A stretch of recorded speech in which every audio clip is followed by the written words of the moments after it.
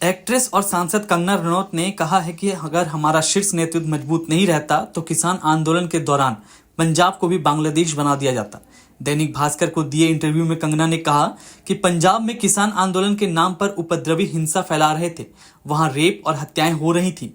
किसान बिल को वापस ले लिया गया, वरना इन उपद्रवियों की बहुत लंबी प्लानिंग थी, वे देश में कुछ भी कर सकते थे। इस इंटरव्यू के बाद पंजाब के कांग्रेस नेता राजकुमार वेरका ने कहा, कंगना लगातार किसानों पर ऐसे बयान दे रही हैं, उनके खिलाफ एफआईआर दर्ज की जाए और उन पर एनएसए लगाए जाए। राजकुमार वेरका 2 बार कांग्रेस विधायक रह चुके हैं। 2017 से 2022 तक पंजाब सरकार में कैबिनेट मंत्री भी रहे हैं।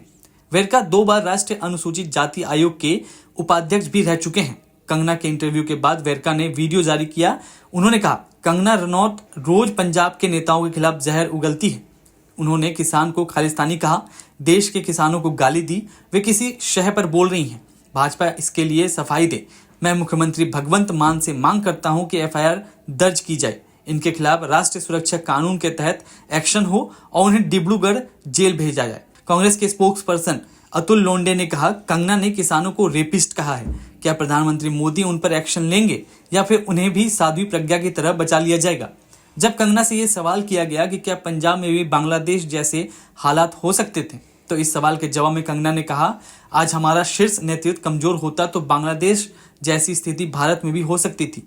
यहाँ किसान आंदोलन के दौरान क्या हुआ वो सबने देखा, कैसे प्रोटेस्ट के नाम पर वायलेंस फैलाया गया, वहाँ रेप हो रहे थे, मारकर लाशों को लटकाया जा रहा था।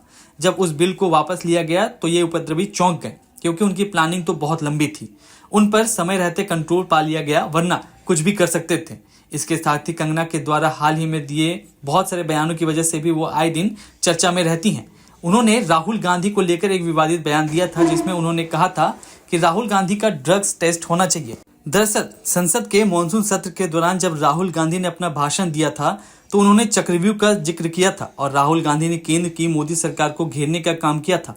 इस पर कंगना ने कहा था कि राहुल गांधी हमेशा नशे में रहते हैं, उनका ड्रग्स टेस्ट होना चाहिए। उन्होंने कहा था कि राहुल गांधी हमेशा संविधान को ठेस पहुंचाते हैं। कंगना रनौत ने कहा था कि राहुल गांधी जिस हालत में संसद पहुंचते हैं और जिस तरह के तर्क रखते हैं, उन्हें देखकर लगता है कि वे हमेशा नशे में रहते हैं। आपको बता दें, कंगना रनौत राहुल गांधी पर पहले भी हमला बोल चुकी हैं। कंगना ने 1 जुलाई को लोकसभा में विपक्ष के नेता राहुल गांधी पर तीखा हमला किया था। उन्होंने सुझाव दिया था कि कांग्रेस नेता को तुरंत कुछ थेरेपी लेनी चाहिए। 18वीं लोकसभा के पहले सत्र में राष्ट्रपति के अभिभाषण पर परिचर्चा के दौरान कंगना रनौत ने राहुल गांधी के भाषणों को गैर जिम्मेदाराना बताया था। बीजेपी की सांसद कंगना रनावत का कहना है कि इस देश के किसान जो अपने हक के लिए, अपने अधिकारों के लिए लड़ रहे थे, प्रदर्शन कर रहे थे, वो असल में बलात्कारी और हत्यारे हैं। इस बात को कहने के बाद बीजेपी बिल्कुल चुप है, सरकार कन्नी काटने की कोशिश कर रही है। लेकिन आज बीजेपी को और सरकार को यह साफ करना पड़ेगा कि क्या ये कंगना रनावत की राय है या यही सरकार का मत भी है। सरकार बच के निकल नहीं सकती है, नरेंद्र मोदी चुप नहीं रह सकते हैं। क्या आपको भी लगता है कि इस देश के अन्नदाता, इस देश के किसान हत्यारे और बलात्कारी हैं? इसका बहुत बड़ा जवाब अभी आपको हरियाणा देगा, लेकिन आज आपको चुप्पी तोड़नी पड़ेगी। या तो इसका खंडन करिए, ये बयान वापस करवाइए, या यही आपका आधिकारिक स्टैंड माना जाएगा। अदरवाइज कंगना रनावत को कान पकड़ के माफी मांगनी चाहिए। दूसरी एक बड़ी बात उन्होंने कही कि ये जो प्रदर्शन हो रहा था, इसमें विदेशी शक्तियां सम्मिलित थीं। अमेरिका और चीन ये प्रदर्शन करा रहा था।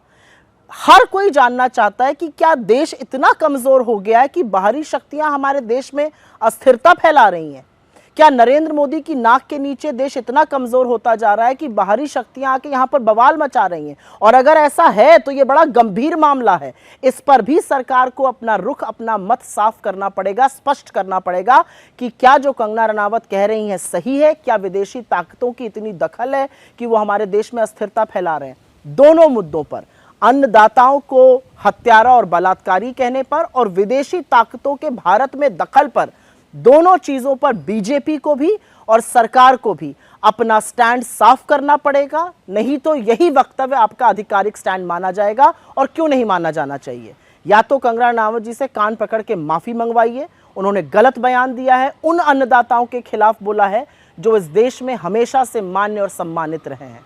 अंत में मैं सिर्फ इतना कहना चाहती हूं, इस देश के अन्नदाता, इस देश के लोग आपको एक बहुत बड़ा पाठ सिखा चुके हैं। अब हरियाणा, महाराष्ट्र, जम्मू कश्मीर, झारखंड हर जगह और सिखाएंगे।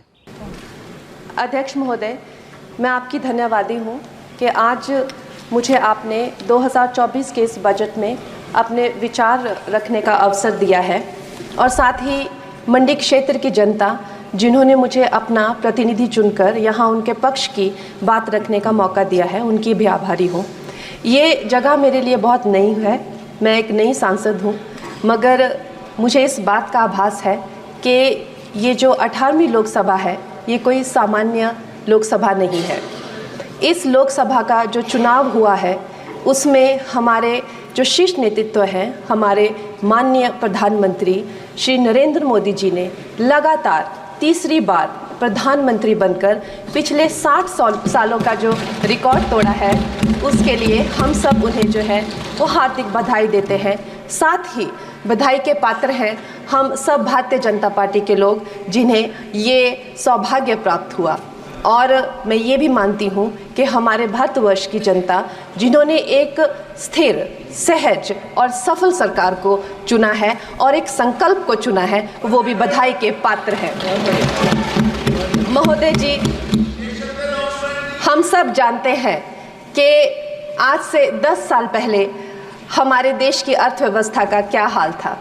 आज से 10 साल पहले हमारी संघर्षशील जो एक चरमराती और एक लड़खड़ाती अर्थव्यवस्था जो कहीं 11वें नंबर पर थी और सारा देश जो है उसको लेकर चिंतित रहता था, पिछले 10 सालों में वो अर्थव्यवस्था 11वें से 5वें नंबर पे आई है और बहुत तीव्रता से जो है 3रे नंबर की तरफ जा रही है। ये जो 2024 का बजट है ये सब वर्गों को जो है वो शक्ति प्रदान करने वाला बजट है। इस बजट से जो है वो हमारी अर्थव्यवस्था को भी तीव्रता मिलेगी महोदय जी। और जो हमारा 2047 का जो संकल्प है कि विकसित भारत का जो संकल्प है, हम प्रथम इकोनॉमी बनेंगे, वो भी इस बजट से हम पूरी उम्मीद है एक कदम हम उस संकल्प के जो है वो करीब जाएंगे। महोदय जी, पिछले साल हमारे हिमाचल प्रदेश में एक बहुत बड़ा प्राकृतिक संकट आया, एक बहुत बड़ी बाढ़ आई जिससे ना जाने कितने जन, धन, पशु, ज़मीन की हमारे लोगों को जो है वो हानि हो गई।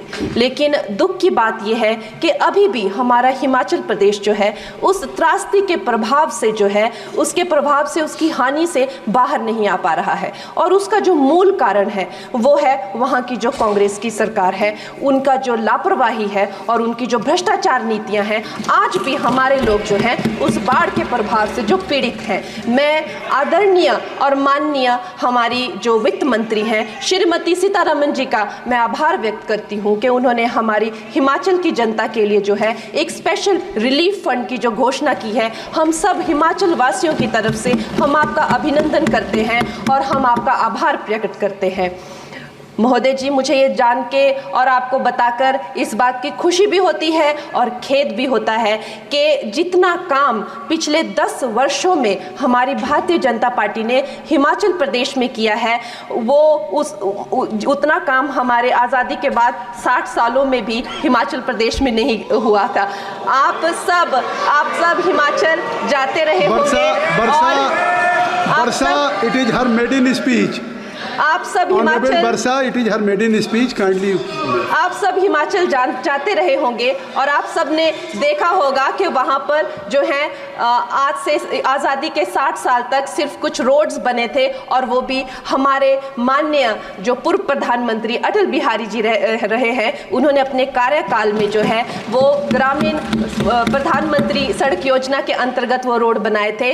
लेकिन पिछले 10 वर्षों में प्रधानमंत्री नरेंद्र मोदी जी की सरकार ने हमारे क्षेत्र को जो है एम्स, IIIT, IIM जैसे वैश्विक स्तर के जो है वो संस्थान दिए हैं और वंदे भारत जैसी ट्रेन को हमारे हिमाचल में पहुंचाया है। हमारे हिमाचल जैसे छोटे से राज्य को 3,500 करोड़ की लागत का मनाली कीर्तपुर जो है वो हाईवे दिया हुआ है, जिसमें माननीय महोदय जी 5 से ज़्यादा टनल हैं और 37 से ज़्यादा उसमें ब्रिजेस हैं। ऐसे वैश्विक स्तर की जो है हमें इंफ्रास्ट्रक्चर वहाँ पे मिली है और साथ ही पूरे देश के लिए जो एक बहुत ही अद्भुत इंफ्रास्ट्रक्चर मार्बल है, जैसे कि हमारी अटल टनल 9 किलोमीटर की जो वो अटल टनल है, विश्व की सबसे लंबी टनल है और वो एक सिंगल सिंगल ट्यूब हाईवे जो है वो पूरे विश्व के लिए जो है एक बहुत बड़ा उदाहरण है। और उसके साथ ही 11,000 करोड़ के हाइडल प्रोजेक्ट्स हमारे हिमाचल प्रदेश को दिए हैं। अगर मैं ये सूची यहाँ पे रखूं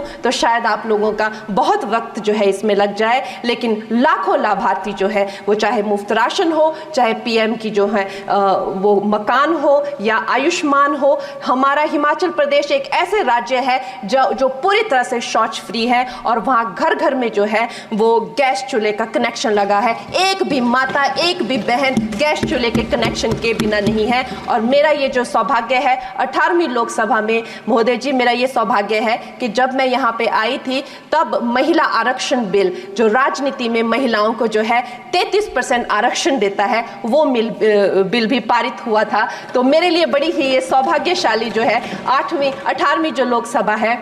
और मैं ये कहना चाहूँगी कि ये जो बिल है ये अवश्य ही एम्प्लॉयमेंट हो या चाहे स्टार्टअप इनोवेशंस हो, चाहे हमारे गरीब और मिडिल क्लास को टैक्स रिलैक्सेशन हो या हमारे जो अन्नदाता किसान हो उन पे फोकस हो। ये मैं इसे होलसम बजट कहती हूँ। और मेरी एक प्रार्थना रहेगी हमारे सरकार से कि हमारे मंडी क्षेत्र में अगर एक इंटरनेशनल एयरपोर्ट हो तो अवश्य ही हमारी जनता का टूरिज्म की दृष्टि से बहुत कल्याण होगा। वो हमें ज़रूर इस विषय में सोचें। और मुझे लगता है ये जो बजट है हम हिमाचल के वासी जो हैं इसका पूरी तरीके से जो है वो वेलकम करते हैं। और धन्यवाद। और आप हमसे जुड़े रहने के लिए सब्सक्राइब करें YouTube पर, फॉलो करें Twitter पर और लाइक करें Facebook पर। और ज्यादा जानकारी के लिए आपको टाइप करना होगा सिर्फ न्यूज़ नशा।